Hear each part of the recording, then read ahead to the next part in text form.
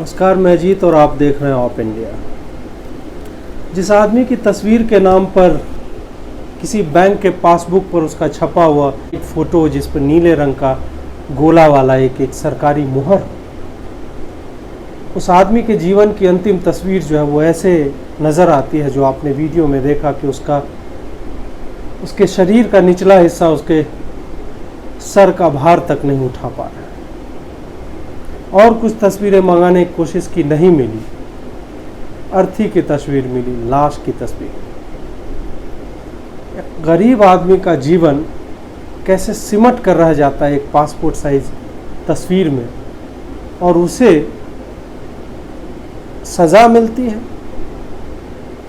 सिर्फ उसकी गरीबी की, और उसका कोई दोष नहीं था। जब कहानी आप सुनेंगे कि क्या हुआ असम के हाजों में, तो आपको पता चलेगा कि सनातन डेका नाम था व्यक्ति का। वो कहीं काम किया करते थे, उससे सैलरी आती थी। लॉकडाउन के कारण जो है पैसे आने बंद हो गए, तो उन्होंने अपने घर के आसपास अपने ज़मीन में जो है कुछ सब्जियां उगाई, हर तरह की सब्जियां, और साइकिल पर लेकर उसे गांव में ही उसी इलाके में बेचने के लिए जाया करते थे। 2 दिन पहले भी निकले थे उसी तरह। अपनी पत्नी से मिले होंगे, अपने भाई से मिले होंगे, पिता से मिले होंगे। घर से निकलते हैं और रास्ते में एक स्कूटी उससे टक्कर हो जाती है या रगड़ा ले लेता है उनकी साइकिल। अब आप इस बात को पर्सपेक्टिव में लाकर देखिए, इसे इस दृष्टिकोण से देखिए कि एक स्कूटी पे कोई स्क्रैच लग जाए, कितने में वो ठीक हो जाएगा? या स्क्रैच स्कूटी पे पता भी चलता है क्या? एक साइकिल से लगा हो, चलिए पता चल भी गया। पहले 2 आदमी थे, उन्होंने मारना शुरू किया, फिर 2-3 और को बुला लिया। इतना मारा कि आपने वीडियो में देखा कि क्या हुआ।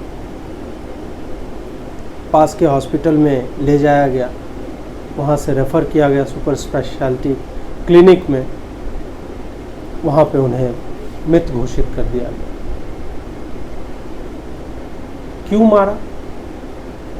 एक कारण तो गरीबी, दूसरा कारण क्या हो सकता है? शायद नाम, पहचान। मारने वाले लोग जो है बहुत ही शांति प्रिय लोग थे। शांतिपूर्ण तरीके से पूरा काम किया उन्होंने, और बड़ा ही पवित्र महीना भी चल रहा है। पवित्र महीने में शांति प्रिय काम इसी तरह से होते हैं कभी कभार, और इसके बारे में आप लोगों ने खबर नहीं सुनी। खबर क्यों नहीं सुनी? पहला कारण ये है कि नॉर्थ ईस्ट में हुआ है। नॉर्थ ईस्ट को हम और आप रखते रहिए कुछ भी, लेकिन हम उन्हें जो है अपनी चर्चा का हिस्सा तक नहीं मानते। वहाँ से खबरें नहीं आती, हम खबरें खोजते नहीं। मेन स्ट्रीम मीडिया तो खोजता ही नहीं। आप कहें कि साउथ का भी नहीं खोजता, ठीक है, साउथ का अपना वर्चस्व है, उनका उधर से भाषा ही एक तरह से ये कह सकते हैं, और कुछ पॉलिटिकल न्यूज़ जब बड़ी आती है तब आती है। लेकिन वहाँ पे इतना पैसा है, इतने चैनल हैं, हर तरह के चैनल हैं कि वो चर्चा में हमेशा रहते हैं। नॉर्थ ईस्ट को हम भूल जाते हैं। चिकन नेक वाला जो मामला है वो इतना पतला हो गया कि हमारा कम्युनिकेशन भी वहाँ जाते जाते इतना महीन हो जाता है कि हमें पता ही नहीं चलता। पता चलता भी है तो हम केयर नहीं करते। सनातन डेका पे शांति प्रिय लोगों ने हमला किया। अब यहाँ से आप डेका निकाल दीजिए। डेका निकालने इसलिए कह रहा हूँ कि इस नाम के कारण ये एक प्रतीकात्मक रूप ले लेता है। सनातन पे शांति प्रिय लोगों ने हमला किया। ये हमला तो 1400-1500 साल से चल रहा है, आज का तो है नहीं, मोहम्मद बिन कासिम के टाइम से चलता आ रहा है। और ये इतना मेनस्ट्रीम हो चुका है कि जो हमलावर हैं, जिन्होंने लगातार हमला किया, रेप किया, बलात्कार किया, आग लगा दिया, यूनिवर्सिटीज़ तोड़े, आजकल उनका महिमामंडन हो रहा है। नहीं, बख्तियार खिलजी ने कहा, वो तो हिंदुओं ने आग लगा दी नालंदा में। जी हाँ, ये एक फैक्ट है। 11वां मैगज़ीन है दिल्ली प्रेस की, जो सरस सलील और इस तरह गृह शोभा टाइप की मैगज़ीन छापता है दिल्ली प्रेस, उसमें एक DN झा है, कुख्यात कथित इतिहासकार अपने आप को मानता है तो नहीं। वो जो है कहता है कि खिलजी ने आग नहीं लगाया, तो हिंदुओं ने ही लगा दिया था नालंदा में आग। क्लीन चिट दे रहा है खिलजी को, बख्तियार खिलजी को। तो हम उन लोगों से लड़ रहे हैं। और यहीं पे वही बात आती है कि सनातन पर तो फैज़ और यूसुफ ने, ये तो एक नाम है कि आज असम में हुआ है। फैज़ यूसुफ तो काफ़ी समय से ये काम करते आ रहे हैं। जगह का नाम बदल जाता है, केंद्र में सनातन ही हमेशा रहता है। और एक स्कूटी पे स्क्रैच लगता है, लेकिन सनातन धर्म पे जितने स्क्रैच लगे हुए हैं इन लोगों के भालू, सियार, गीदड़, लोमड़ी टाइप के नाखूनों के, कुत्ते के नाखूनों के, उनका जख्म तो नहीं भरा है। ये जख्म इन्होंने इतने गहरे दिए हैं और उस पर एक चादर डाल दी, सेकुलर चादर जो है, हरे रंग की सब चादर जो है बिछा दी गई इन्हीं इतिहासकारों के द्वारा। अब हमें याद भी नहीं है, हम उन्हें महान राजा मानने लगे। इसी कारण से भी आपको असम में एक सनातन डेका मारा जाता है शांति प्रिय लोगों के द्वारा पवित्र महीने में, तो आपको पता नहीं लगता। दूसरी बात यह है कि ट्विटर पे या फेसबुक पे हमेशा देखिए, मैं ऐसा नहीं कर रहा हूँ कि आप में से कोई भी केयर नहीं करता है। केयर करने का मतलब यह है कि क्यों 1 लाख हिंदू कैंडल लेके क्यों नहीं निकलता उनके सॉलिडारिटी में या न्याय की मांग करने के लिए। हालांकि ये बात भी यहाँ पे मैं बोल दूँ, मैं इन जनरल बता रहा था। इस केस में जो है पुलिस ने, कामरूप पुलिस ने तुरंत एक्शन लिया और 2 मेन एक्यूज्ड को पकड़ लिया है। बाकी 3 शायद फरार हैं, उनको भी पकड़ लिया जाएगा। पुलिस का एक्शन अपने हिसाब से पुलिस ठीक कर रहे हैं। मैं उस मानसिकता पे बात करना चाह रहा हूँ। मानसिकता दोनों की, शांति प्रिय लोग जो हैं, जो शांतिपूर्ण तरीके से ये सब काम करते हैं, उनकी भी, और दूसरी हमारी मानसिकता की कि हम क्या करते हैं ऐसे समयों में। हम जब झारखंड में कोई व्यक्ति अपने दुकान के आगे लिखता है कि भगवान राम और शिव की फोटो लगा के लिखता है कि हिंदू आदमी का ठेला है, उस पर केस हो जाता है। फिर आप क्या करते हैं? आपने कुछ किया है? कुछ नहीं किया। मैं बोलूँगा तो मैं कम्युनल हो जाता हूँ, मेरे ऊपर हो सकता है केस वेस हो जाए कहीं पे, और केस तो होता रहेगा। अब ये तो अभी शुरुआत है। तो आपने कब असर्ट की अपनी आइडेंटिटी को? मैं ये नहीं कह रहा हूँ कि अराजक हो जाइए। इस देश का संविधान आपको इजाज़त देता है कि आप 1 लाख की भीड़, 10 लाख की भीड़, 50 लाख की भीड़ जो है, हर शहर में 1-1 लाख की भीड़ निकालिए और न्याय की मांग कीजिए। जब इस तरह की चीज़ें होती हैं कि कैसे कोई, और इंतज़ार मत कीजिए कि कोई मर जाए, नहीं, मरने का इंतज़ार मत कीजिए। जहाँ इनजस्टिस हो रहा है, अगर एक ठेले वाले को भगवा झंडा नहीं लगाने दिया जा रहा है, वो भी इनजस्टिस है, वो उसका संवैधानिक अधिकार है। कल को फिर यही होगा ना कि आप जो है दुकान में वो जो अगरबत्ती चढ़ाते हैं भगवान को, कल को तो उससे भी किसी को दिक्कत हो जाएगी, शांति प्रिय आदमी को, उस पर भी वो बोल सकता है जाके पुलिस को, और पुलिस जो है उसको हटवा देगी, बोलेगी सेकुलर देश है। सेकुलर का अर्थ धर्म विहीन होना नहीं होता है। सेकुलर का अर्थ होता है कि स्टेट जो है हर एक धर्म से इक्विडिस्टेंट रहेगी, स्टेट का काम है। तो क्या फल वाला ठेला जो स्टेट का था, फल वाला ठेला तो मेरा है ना भाई, सब्जी हम बेच रहे हैं, सब्जी मैं बेच रहा हूँ, दुकान मेरी है कपड़े की, केला मैं बेच रहा हूँ, फल मैं बेच रहा हूँ, तो उस पर मैं हनुमान जी की मूर्ति लगाऊं या मैं लिखूं कि ये हिंदू आदमी का है ठेला, हिंदू आदमी की दुकान है ये, तो उससे किसी को क्यों दिक्कत हो सकती है? उस कारण भी FIR हुए। आपने क्या किया? आप रोए, गाए, ट्विटर पे आए, फेसबुक पे आए कि कोई कुछ करने, कोई क्यों करेगा? कुछ कोई क्यों करेगा? कोई इसमें है क्या? कोई आप ही तो है, एक यूनिट की मांग कर रहे हो ना तुम, कि कोई कुछ नहीं। आपने क्या किया अपने स्तर से? क्या आपने अपने मोहल्ले में भी 10 आदमी को जुटा के कैंडल मार्च किया? वो सॉलिडारिटी, वो एकजुटता आप में क्यों नहीं दिखती है? और आप कहते हैं नहीं, हिंदुओं के साथ हमेशा हो रहा है, बड़ा गलत हो रहा है। पालघर में साधुओं की लिंचिंग हुई है, लिंचिंग तो कई हुई है इस साल, लिंचिंग तो गौरक्षकों की भी हुई है। 20 गौरक्षक 20 महीने में मारे गए थे शांति प्रिय लोगों के द्वारा। ये तो मैं सिर्फ 20 महीने का खाका दे रहा हूँ, उससे पहले क्या हुआ बाद हुआ उसका तो पता ही नहीं। मंदिर तोड़े ही जाते रहे, शिवलिंग पर पेशाब कर ही रहा है शांति प्रिय समुदाय। तो मैं ये कहना चाह रहा हूँ आपको कि जब पालघर वाली बात होती है उस पर आपने क्या कर लिया, आपके बातचीत से तो गायब हो चुका है। क्या आपने बार बार पुलिस को टैग करके पूछा कि इस पे क्या हो रहा है? आप ये हमेशा क्यों छोड़ देते हैं कि मीडिया वाला कोई उठाएगा? नहीं भाई, मीडिया तभी उठाएगा जब आप कुछ करेंगे। आप अपने हाथ में अपने संवैधानिक अधिकार को लेंगे, राइट टू प्रोटेस्ट। ये किसी एक रिलीजन या मजहब के लिए स्पेसिफिक राइट नहीं है, वो मूलभूत अधिकारों में से एक है विरोध का अधिकार। वो सीए के विरोध में करते हैं तो आप पक्ष में निकालिए, और रैली आपकी इतनी बड़ी होनी चाहिए। वेट मत कीजिए कि उसने निकाला तो हम, आपने क्यों नहीं? उधर अमित शाह ने भाषण दिया, इधर जो ही ट्विटर पे वो लोग टाइप करने लगे तो हिंदुओं को या जो भी लोग इसके समर्थक हैं, धर्म का नाम नहीं लेना चाहूँगा मैं, जो भी लोग इसके समर्थन में थे कि हाँ ये कानून जो है सही है, क्यों नहीं निकले? तुमने क्यों नहीं बनाए बाग? हम क्यों तुम्हारी लड़ाई बार बार लड़ते रहे? और उस चक्कर में जो है मतलब आपको पता भी नहीं चलता है कि कितना दबाव, कितना प्रेशर होता है। अगर आम आदमी जब तक अपने मुद्दों को बोलना शुरू नहीं करेगा, ये बहुत अच्छी बात है कि आप चुनाव में इन्हें जवाब देते हैं, लेकिन चुनाव के बाद भी बहुत सारी चीज़ें हैं। आइडियोलॉजिकल वॉर छिड़ा हुआ है, वैचारिक युद्ध छिड़ा हुआ है, और उसमें जो है आप हमेशा जो है लीडर मत खोजिए। लीडर आप में से कोई निकल जाएगा। आप 100 आदमी ग्रुप बना के निकलो तो सही, कैंडल लेके कि हमें न्याय चाहिए, हमें अपने साधुओं की हत्या करने वाले के खिलाफ उस पर जो है केस चाहिए और उस पर न्याय चाहिए। कितने बार आप गए वहाँ के पुलिस स्टेशन में पता करने के लिए? ये आपका अधिकार है। और उसके आगे रोते हैं कि नहीं देखो इस पे तो चुप्पी साध ली लिबरलों ने।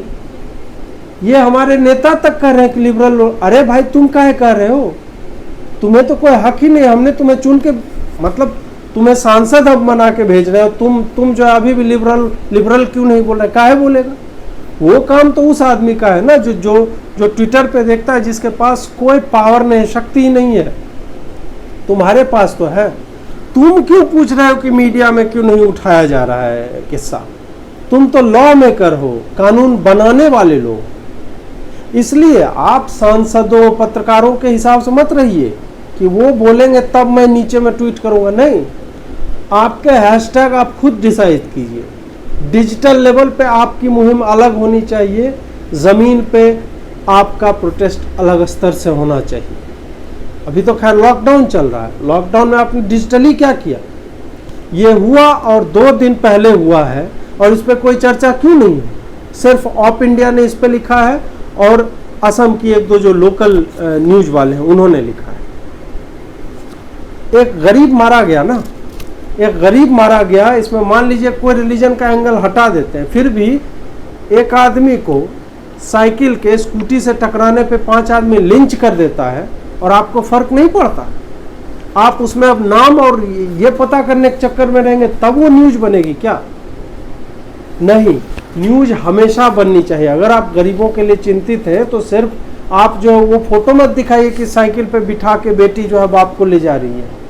वो सब बड़ा रोमांटिसाइज्ड वर्जन ऑफ रियलिटी है, ऐसा होता नहीं है। ये जो है शुरू में कुछ दिखाते हैं, अंत में वो जहाँ पहुँच जाता है, बीच में वो कहाँ कहाँ गई या गया ये किसी को पता नहीं है। इस सब को एक स्टोरी बना के दिखाया जाता है। रोने लगते हैं लोग कि देखो उधर ट्रेन पे जो है मजदूर कट गए। उसकी चिंता थी, तुम्हें इस व्यक्ति की चिंता कैसे नहीं है जिसके घर का अकेला कमाने वाला था, डकैती नहीं डाल रहा था, वो उसने स्कूटी छीनने की कोशिश नहीं की, वो अपनी सब्जियां बेचने के लिए जाता था, और उसको जो है एक स्कूटी से टकराने के कारण इतना मारा वो आदमी मर जाता है। चुप्पी तो ये हमेशा साधते हैं। आप देख लो कि शाहरुख वाले पे ताहिर हुसैन पे, फारूक फैसल पे दिल्ली में इतना बड़ा हिंदू विरोधी दंगा हो जाता है, और उसके कारण उसके बाद भी उस समय तो उन्होंने कुछ नहीं बोला, और अब देखिए जब पुलिस काम करना चाह रही है अपना, तब ये लोग बोल रहे हैं पुलिस अपना काम ढंग से नहीं कर रही, ड्यू प्रोसेस फॉलो नहीं कर रहा है। जैसे कमिश्नर ऑफ पुलिस जो है जावेद अख्तर और राजदीप सरदेसाई हो गए, जो डिक्टेट करेंगे कि पिंजरा तोड़ वाले को हमको अरेस्ट करना है कि नहीं। इनका तंत्र इस तरह से काम करता है, इनका तंत्र जो है ये शैतानों को अपनी आत्माएं बेच बेच कर भिड़े हुए हैं लोग। ये अपना काम करने में व्यस्त हैं, और आप किसका वेट कर रहे हैं? लिबरल इस पे चुप क्यों है, मीडिया में चुप क्यों है, रवीश क्यों नहीं लिख रहा? काय लिखेगा? तुम्हारा क्यों लिखेगा भाई? सनातन डेका की हत्या जो है, लिंचिंग शांति प्रिय समुदाय के कुछ लोग करते हैं, तो तुम क्यों एक्सपेक्ट कर रहे हो कि रवीश बोलेगा? उस पर रवीश, राजदीप ये सब क्यों लिखेगा भाई? उसके मतलब की चीज नहीं है उसको। और वो तो 7 घंटे पहले जिस चीज का फैक्ट चेक हो चुका है, उस फेक न्यूज को वो शेयर करता है रवीश, वो तो वहां बिजी है। आपको इतना ज्यादा इस पे लिखना चाहिए, और आपसे मतलब है कि एवरी सिंगल जिसका 2 फॉलोअर है, 1 फॉलोअर है, 10 है, 100 है, तुम लोग तो लिखो, अपने हैशटैग स्वयं डिसाइड करो, उसको चर्चा में लाओ कि हर मीडिया पोर्टल जो है वो ये सोचने पर मजबूर हो जाए कि ये बात क्यों लिखी जा रही है ट्विटर पे। अंत में मेरे पास इस विषय पे कहने के लिए बहुत ज़्यादा है नहीं। मैं ट्विटर पे चाहूँगा कि अभी मैं मंगवाने की कोशिश कर रहा हूँ, परिवार से बात हो गई है मेरी, और उनका बैंक अकाउंट और ये सब, ताकि जो ही मदद हो सके हम लोगों की तरफ से, और मदद भी आप ही लोग करते हैं, तो उसके लिए मैं एक कैंपेन शुरू करने जा रहा हूँ। उस पर देखूँगा कि मैं क्या कर सकता हूँ। लेकिन आप हमेशा याद रखिए कि आप जो मेजॉरिटी कम्युनिटी है, बहुसंख्यक समाज है, आप जो सेकेंड क्लास सिटीजन जिसको बना दिया गया है, ऐतिहासिक रूप से आपके बारे में मान लिया गया कि तुम चूंकि मेजॉरिटी हो, बहुसंख्यक हो, तो अल्पसंख्यक पर अत्याचार करोगे ही, इसलिए धोखे से सेकुलर जैसा शब्द जो है आपके संविधान में डाल दिया गया, अल्पसंख्यक मंत्रालय बना दिया गया, ये मानते हुए कि बहुसंख्यक तो अत्याचार करेगा ही। बाहरी कॉन्सेप्ट है। उसके बाद आप जब अपना राइट टू चॉइस जो है एक्सरसाइज करते हैं कि मैं झटका मांस ही खाऊंगा, मैं हलाल नहीं खाऊंगा, क्यों खाऊं हलाल भाई, तब भी आपको ऐसे दिखाया जा रहा है कि आप कुछ क्राइम कर रहे हैं। नहीं, आप अगर अपने पूजा का सामान एक खास दुकान से ही ले रहे हैं, तो ये आपका संवैधानिक अधिकार है, वो आपका हार्ड अर्न मनी है, और आप तय कर सकते हैं कि आपको दुकान का नाम, दुकानदार का नाम, उसका धर्म सब जानने की आपको आज़ादी है। आप किसी को डिस्क्रिमिनेट नहीं कर रहे हैं, आप अपने पैसे को कहाँ खर्च करना है वो तय कर रहे हैं। आप ये सुनिश्चित कर रहे हैं कि ये जो हलाल इकोनॉमी बनी हुई है, जिसका एक हिस्सा जिहाद में जाता है, आप सुनिश्चित कर रहे हैं कि आप अपने ही मरने के लिए जो संकट मोचन मंदिर में कोई बम रख दे और उसमें जो लोग मर रहे हैं, उस बम के बारूद का पैसा जो है आप ही ने शायद कंट्रीब्यूट किया होगा जब आप इस तरह के दुकानों से खरीदते हैं। पता चलता हो कि वो जो है जिहादियों से उसका कनेक्शन। मैं ये नहीं कह रहा हूँ सबका है, लेकिन हलाल इकोनॉमी इसी तरह काम करती है। हलाल इकोनॉमी डिस्क्रिमिनेटरी है, भेदभावपूर्ण है। खास करके मीट इंडस्ट्री सुनिश्चित करता है कि उसमें एक भी हिंदू को रोजगार न मिले, और ये रोजगार हमारे समाज के दलितों के अगेंस्ट जो है ये भेदभावपूर्ण है, क्योंकि मांस काटने और बेचने का काम मूलतः वही लोग करते थे। उनको जो है इंडस्ट्री से हटा दिया गया, उनका जॉब हड़प लिया गया। और आप ये सोचिए, खास करके हलाल मांस वाले की मैं बात कर रहा हूँ, कि उसमें उसको रेयर करने, मतलब उसको पैदा जहाँ से होता है और कटने और लेवल ठप्पा मारने तक में एक भी गैर मुस्लिम नहीं होता है। जब इस तरह से आपको एक्सक्लूड किया जा रहा है और अब आप चुनना चाह रहे हैं कि मुझे जो है ये मांस नहीं खाना, मुझे अपने ही मृत्यु का सामान जो है तैयार करने में पैसे कंट्रीब्यूट नहीं करने हैं, तब आपको जो है कह दिया जाता है कि ये तो डिस्क्रिमिनेट कर रहे हैं। नहीं भाई, मैं चुन रहा हूँ इसलिए प्यारे हिंदुओं, जागो, आंखें खोलो और चुनाव करो कि तुम किस अर्थव्यवस्था में अपना पैसा लगाना चाह रहे हो। उस अर्थव्यवस्था में जो कल को तुम्हारे किसी मंदिर में बम रखेगा, वो फटेगा और 1000 लोग की जान जाएगी, या फिर उस अर्थव्यवस्था में जहां तुम्हारे समाज के बढ़ई को रोजगार मिलेगा, पान वाले को रोजगार मिलेगा, फूल तोड़ने वाले माली को रोजगार मिलेगा, कपड़ा जो है इस्त्री करने वाले को रोजगार मिलेगा, बाल काटने वाले नाई को रोजगार मिलेगा। तय कीजिए कि आप कहां अपनी सेवाएं ले रहे हैं, उसको दे रहे हैं, उससे पैसा ले रहे हैं या उसको पैसा दे रहे हैं।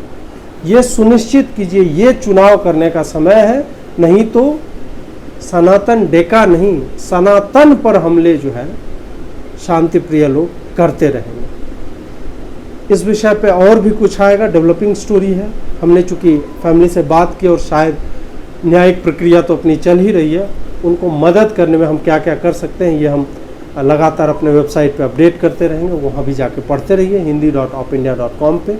बहुत बहुत आभार आपका, नमस्कार।